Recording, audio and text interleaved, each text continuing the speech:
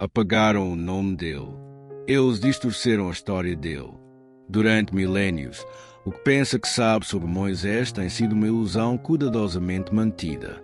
Esta figura sagrada, venerada por 3 grandes religiões, esconde, na verdade, um dos maiores segredos espirituais e históricos de toda a humanidade.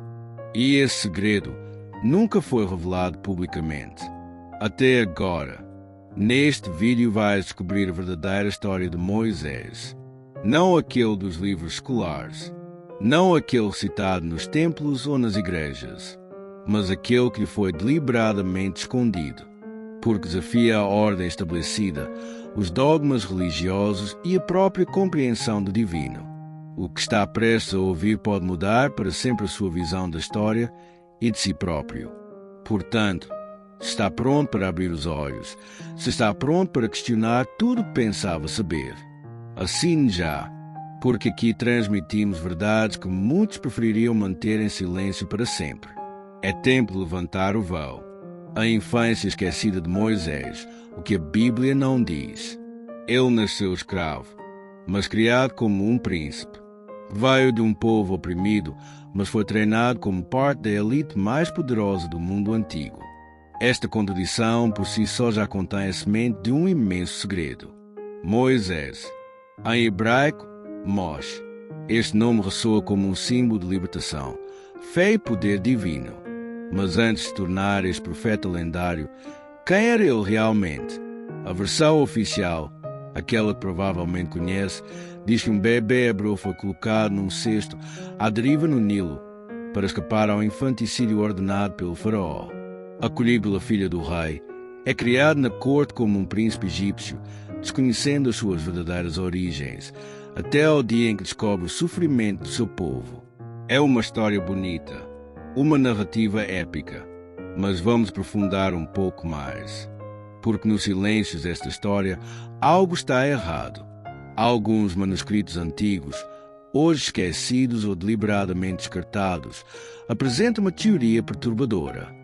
Moisés não era apenas uma criança hebreia salva por acaso. Teria sido escolhido desde o nascimento. Há pergaminhos e tradições paralelas, como escritos gnósticos ou crônicas judaicas não canônicas. Encontramos menção de uma criança com uma pele estranhamente clara e brilhante que já apresentava uma marca na testa. Uma marca que faria tremer os sacerdotes do faraó. Segundo estas histórias, o faraó da época recebeu uma profecia. Uma criança nascida entre escravos derrubará o seu reinado. Falará com os deuses e semeará a revolta. Se sobreviver, o Egito cairá. E se o famoso massacre de crianças hebreias não fosse uma medida de controle, mas uma tentativa desesperada de impedir a chegada de Moisés? Mais fascinante ainda, inscrições encontradas nas ruínas de Tanis e Heliópolis falam de uma criança criada no templo de Ra, treinada nas ciências secretas e instruída pelos sumos sacerdotes na arte da escrita, astronomia, medicina e magia ritual. Um certo Musou, ou Moshetep. E aqui está o chocante. De acordo com alguns egiptólogos alternativos, este Moshetep poderá ser o próprio Moisés, com o seu nome egípcio. Isto significaria que Moisés não era um simples refugiado criado num palácio. Foi um iniciado nos mistérios egípcios. Um futuro padre, um portador de chaves proibidas. Por que razão esta verdade é perturbadora? Porque o Moisés treinado no esoterismo egípcio não é um profeta 100% puro. É uma ponte entre 2 mundos, o mundo oculto do antigo Egito e a espiritualidade emergente do povo hebreu. E isso perturba profundamente os fundamentos da fé tal como ela é transmitida hoje. Imagine-se, se Moisés fosse treinado para ler as estrelas, para comunicar com os deuses, para dominar rituais secretos, então os seus milagres poderiam deixar para ser simples dádivas divinas. Mas como conhecimento proibido, proveniente de um conhecimento ainda mais antigo que a própria Torá. Por volta dos 30 anos, Moisés assistiu a uma cena de violência. Um capataz egípcio espancou um escravo hebreu. Ele mata, ele foge. Mas não é só assassinato. Este é o gatilho. Os textos apócrifos contam que nesse dia, Moisés ouviu uma voz enquanto dormia. Uma voz antiga. Nasceste para libertar, mas primeiro deves libertar-te a ti mesmo. Este é o início da sua queda no desconhecido. Antes de ser profeta, Moisés terá sido sacerdote. Não é um padre hebreu. Não era um homem de fé no sentido que imagina. Um sacerdote dos mistérios antigos. Um dos que receberam os ensinamentos mais secretos do Antigo Egito, transmitidos no silêncio dos templos, longe dos olhares do povo.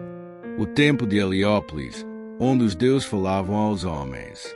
Heliópolis, a cidade do sol, um dos lugares mais sagrados de todo o Egito.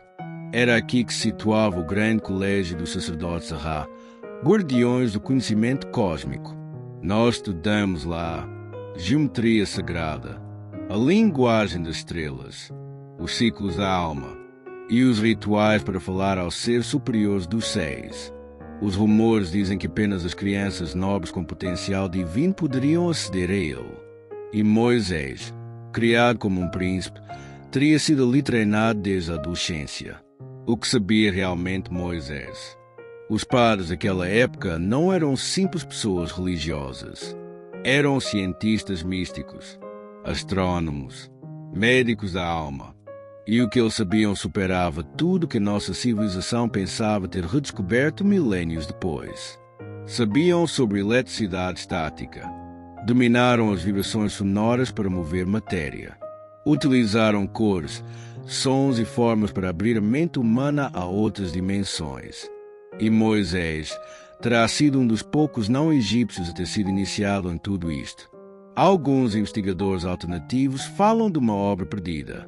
O Livro dos Mistérios de Thoth, um manuscrito mítico que se diz capaz de dar o poder de falar com os deuses, comandar a natureza e compreender a linguagem dos astros.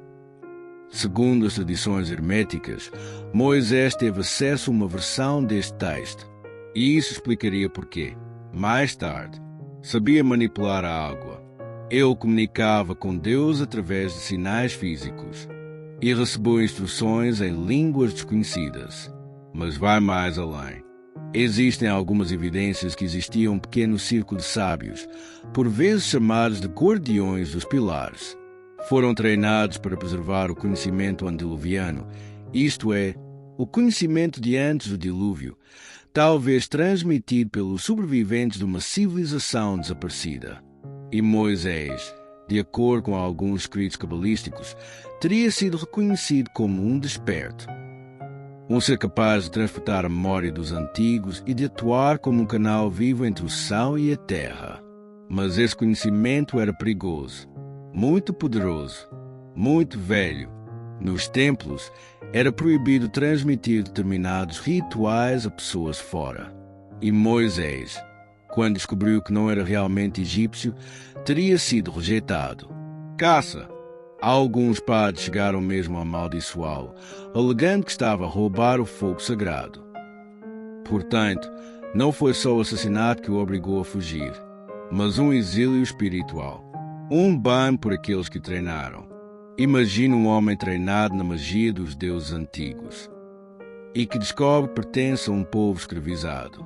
Um homem que conhece os nomes das estrelas, mas cujos irmãos morrem sob chicote. Este dilema quebrou Moisés, e foi nesse intervalo que ouviu a voz. Foi Deus? Ou seria um outro ser, descendente daquilo que os sacerdotes chamavam Neterô, aquelas entidades do céu que outrora guiaram a humanidade? Ele tinha perdido tudo: o seu título, sua honra, o seu povo, a sua terra natal. Sozinho no deserto, assombrado pelos seus pesadelos e memórias, Moisés pensou que estava a desaparecer lentamente para longe do mundo. Mas foi nesse vazio que a voz chamou. O deserto não é apenas um lugar de solidão. É um espaço simbólico, uma passagem. Todas as grandes transformações espirituais na história começam no vazio.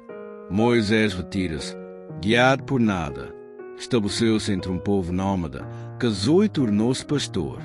Durante 40 anos, viveu no anonimato até aquele dia estranho em que tudo mudou. Ele escala o Monte Horeb. Ele está à procura de uma das suas ovelhas. E depois vê algo que desafia toda a lógica. Um arbusto em chamas, mas que não queima. Segundo os textos bíblicos, uma voz sai desse fogo. Ela chama-o pelo nome. 2 vezes. Ela declara-se eterna. Ela ordena que tire as sandálias. Ela diz que ouviu o sofrimento dos hebreus e que escolheu a ele, Moisés, para os libertar. Mas vamos tirar um momento para olhar com olhos modernos. Um fogo que não arde, uma voz de um arbusto, instruções claras e precisas dadas através de um fenómeno de luz e som. E se não fosse uma visão mística no sentido religioso?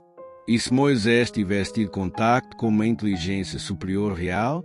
Algo ou alguém que utilizasse uma tecnologia que era incompreensível na época. Teoria 1. Um encontro com uma entidade extraterrestre? Muitos investigadores alternativos, como seria Sitchin ou Erich von Däniken, colocaram uma hipótese ousada. E se alguns deuses da antiguidade fossem seres de outros lugares? Entidades que tenham a capacidade de se materializar através da luz, para produzir uma voz sem presença física, transmitir conhecimento avançado a humanos selecionados. Nesta visão, a sarça ardente seria uma interface, um ponto de contacto entre Moisés e uma entidade não terrestre. E isso explicaria porque que essa voz sabe o seu nome, porque que ela fala com ele numa língua que ele entende, porque que ela lhe dá instruções tão precisas sobre os próximos acontecimentos. Teoria 2. Um fenómeno psicoespiritual desencadeado pela iniciação. Outros investigadores, como Carl Jung, viram este evento como um momento de ativação interna. Moisés, destroçado e isolado, teria atingido um estado de consciência alterada. A sarça ardente seria a representação visual do seu despertar. A chama, iluminação. A voz, a consciência divina dentro dele. O deserto, purificação mental. Nesta visão, Moisés não recebe uma mensagem exterior. Torna-se capaz de ouvir aquilo que a maioria dos homens ignora, o chamamento do divino dentro de si. De qualquer forma, este momento muda tudo. A voz dá-lhe uma missão. Vai ter com o faraó e diz: deixa ir o meu povo. Moisés hesita. Ele está com medo. Ele duvida de si próprio. Mas a voz insiste. Ela disse: eu estarei contigo.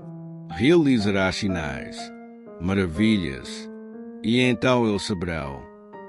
Mas esses sinais eram milagres ou fruto de um conhecimento oculto que já trazia dentro de si? Desde os primeiros capítulos da história que Moisés recebe instruções para provar que é enviado por um poder superior. O seu cajado transforma-se em uma cobra. A sua mão fica leprosa e depois cura-se. Transforma a água do Nilo em sangue. Estes milagres podem ser vistos como simples demonstrações de poder. Mas alguns textos antigos sugerem que faziam parte de ritos secretos transmitidos nos templos. Além disso, os próprios sacerdotes egípcios replicaram algumas destas maravilhas. Também transformam os seus gravetos. Reproduzem as primeiras pragas. Isso significa que conheciam essas artes. Então, Moisés não está a usar o que aprendeu nas escolas de mistérios contra o próprio Egito? A terra transforma-se em sangue. Os sapos estão a invadir o país. Os habitantes são atingidos por doenças, pragas, insetos e escuridão. Os deuses do Egito são derrubados um a um. O faraó está encurralado. E Moisés parece estar a dirigir os acontecimentos. Mas o que aconteceu realmente naqueles dias aterradores? Os primeiros sinais da ira divina, ou a ativação de um poder oculto, manifestam-se quando Moisés atinge o Nilo e a água se transforma em sangue. Um gesto simples. Um simples pó. Mas, na realidade, este fenómeno é muito mais complexo. Cientistas alternativos, como os que estudam a história dos povos antigos, sugerem que um evento geológico raro, uma contaminação maciça das águas subterrâneas, pode ter criado esta situação. Mas dentro da narrativa, Moisés dirige esse poder. E se Moisés utilizasse uma tecnologia que pudesse influenciar o clima e os elementos? Alguns místicos acreditam que ele usou conhecimentos de manipulação de energia, talvez ferramentas para polarizar átomos de água ou cristais capazes de modular as energias da Terra. Depois os sapos invadem o Egito. Milhões de sapos caem do céu, cobrindo todos os cantos do país. Este fenómeno poderia parecer absurdo, se não fosse recorrente em certos relatos antigos sobre fenómenos climáticos anormais. Caos ambiental controlado. Moisés orquestrou esta invasão de forma semelhante à manipulação dos elementos. Ainda mais intrigante é a ligação com o culto no Antigo Egito, onde os sapos eram símbolos de fertilidade.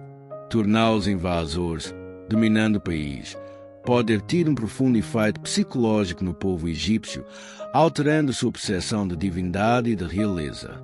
Os insetos, criaturas frequentemente associadas à impureza e à agressão na natureza, invadem.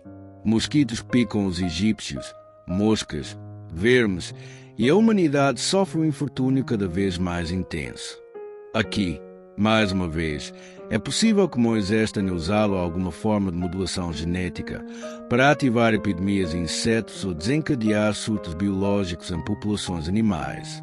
Parece tão sobrenatural, mas, na realidade, nos tempos antigos, os mistérios alquímicos ou os rituais movidos por conhecimentos avançados poderiam muito bem tornar possível este tipo de incidentes.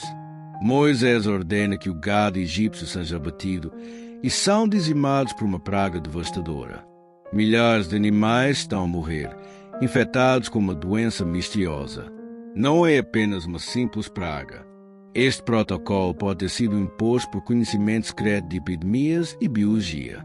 Moisés não é um mero profeta. Manipula as leis naturais do mundo, talvez recorrendo a alguma forma de biotecnologia avançada ou a conhecimentos antigos sobre vírus e parasitas.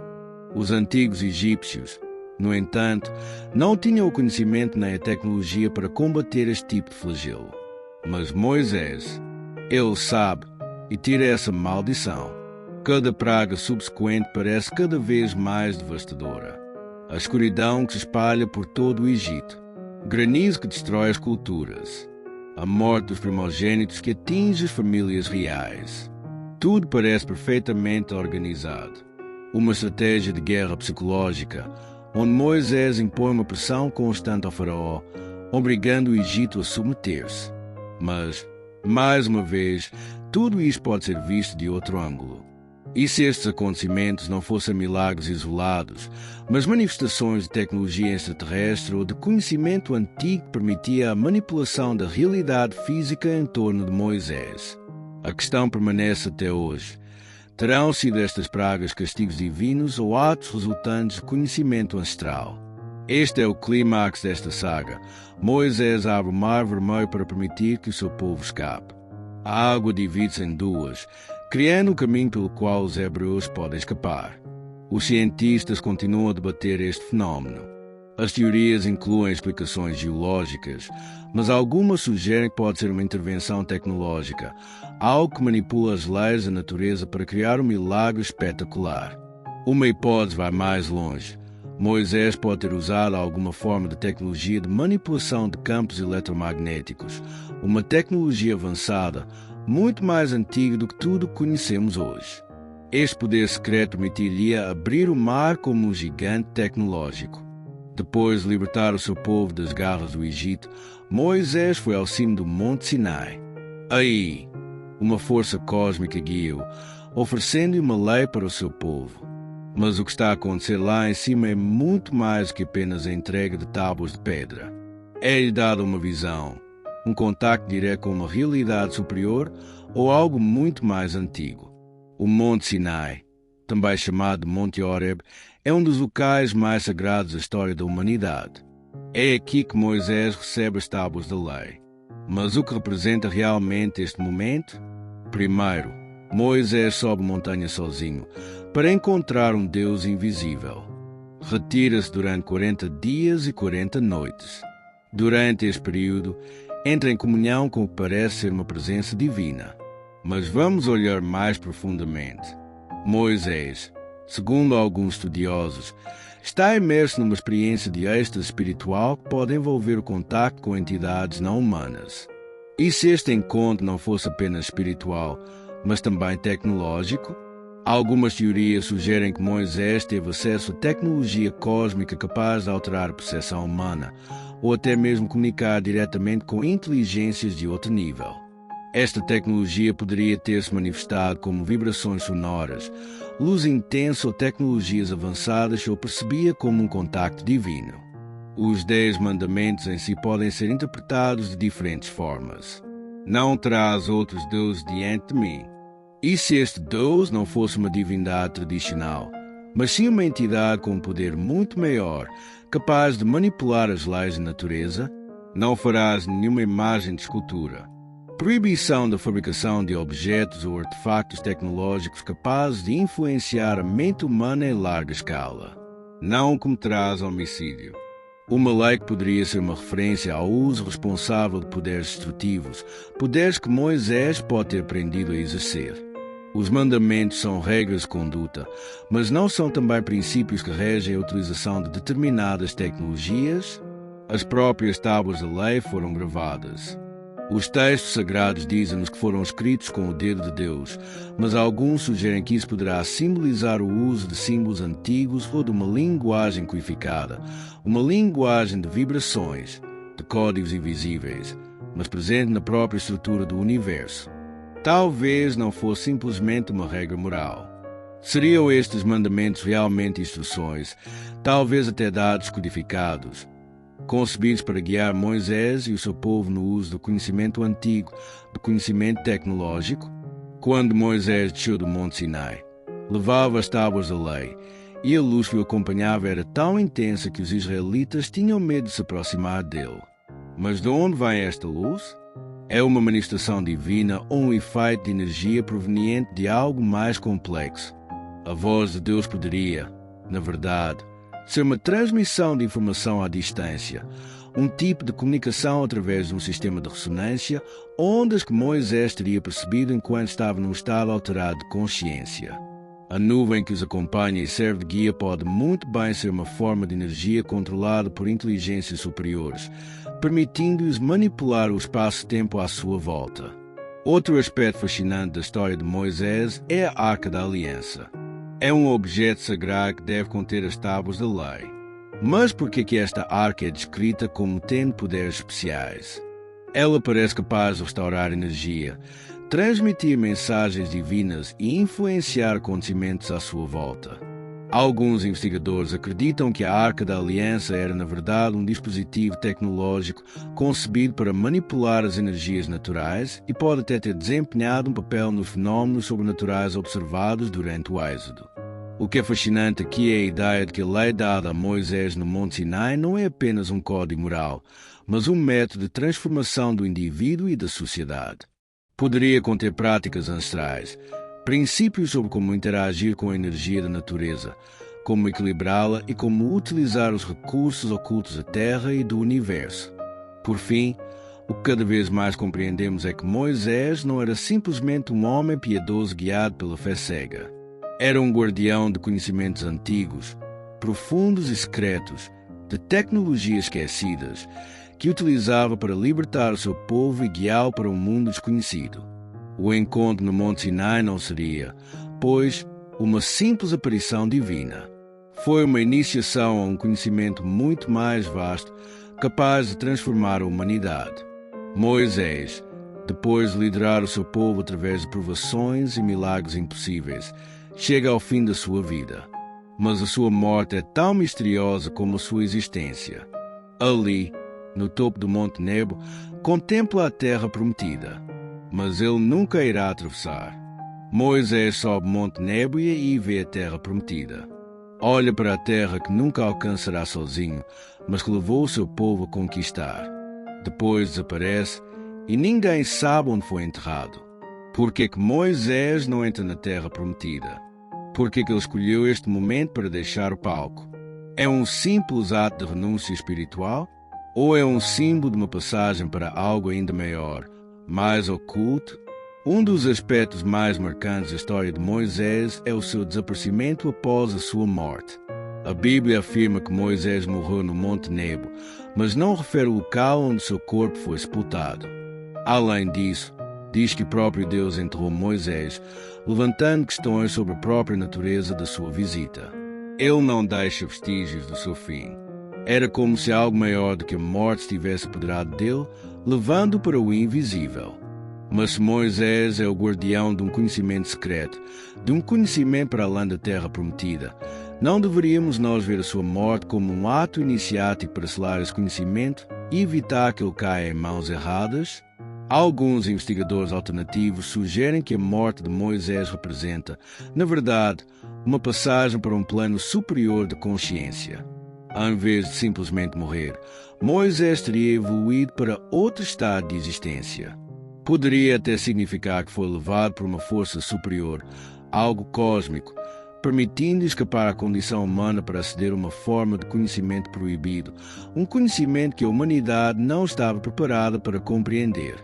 E se Moisés fosse, de alguma forma, transportado para outro plano de realidade, vivo e morto, para servir de guardião eterno de segredos antigos? Alguns acreditam que a sua morte não marca o fim da sua missão.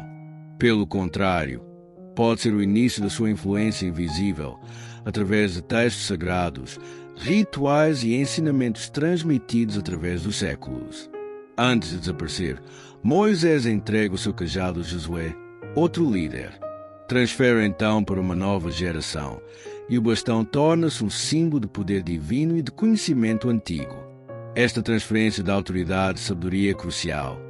Mostra que o conhecimento não está apenas ligado à pessoa de Moisés, mas que é transmitido através dos tempos, como um archote sagrado. No entanto, este conhecimento ainda permanece parcialmente inacessível. Aqueles que procuraram compreender a magnitude da revelação de Moisés, particularmente através da Arca da Aliança e dos símbolos sagrados, encontraram sempre fragmentos de verdade, mas nunca toda a luz. É interessante notar que a figura de Moisés não desapareceu simplesmente com a sua morte. Tornou-se um arquétipo e figura central em muitas tradições. A sua vida, a sua busca e a sua morte deixaram marcas profundas nas crenças, nas religiões e até na ciência. Os mistérios que rodeiam a sua morte alimentaram teorias exóticas que Moisés era uma entidade imortal que regressa periodicamente sob outras formas. Alguns acreditam que Moisés foi o primeiro a dominar a arte da transformação entre o mundo físico e o outro mundo. Mas poderá Moisés, na realidade, ter sido uma figura intermédia, um cruzador de fronteiras entre a humanidade e níveis de compreensão que ainda nos escapam? O fim de Moisés não é um acontecimento simples. É a selagem do conhecimento de um segredo universal que Moisés carregou durante toda a sua vida e que, simbolicamente, continua através das gerações. Este conhecimento, oculto em textos antigos, rituais e ensinamentos espirituais, continua a emergir em tempos de transformação, onde a humanidade está pronta para ouvir. A vida de Moisés é uma aventura para lá da compreensão. Desde o seu misterioso nascimento até a sua enigmática morte, Moisés não foi apenas um líder, um profeta, mas um guardião do conhecimento oculto, um ser que tocou os limites do universo e que transportou o conhecimento proibido através dos tempos. Talvez os seus milagres não sejam intervenções divinas isoladas, mas manifestações de uma tecnologia antiga, um conhecimento perdido que estamos apenas a começar a abordar. Moisés continua a guiar-nos, mas não é só nos textos sagrados que nos fala. Ela está lá, nos mistérios por resolver, nas tecnologias antigas e nas revelações que ainda não viram a luz do dia. Isto conclui a nossa viagem pela vida e pelos mistérios de Moisés. Uma história de iniciação, conhecimento oculto e poderes invisíveis. Hoje vemos que por detrás da figura religiosa existe uma verdade maior, uma verdade à espera de ser descoberta nas páginas ocultas da história. Se esta exploração o fascinou, não se esqueça de subscrever e partilhar este vídeo com aqueles que querem descobrir a verdade oculta por detrás de Moisés e do seu legado.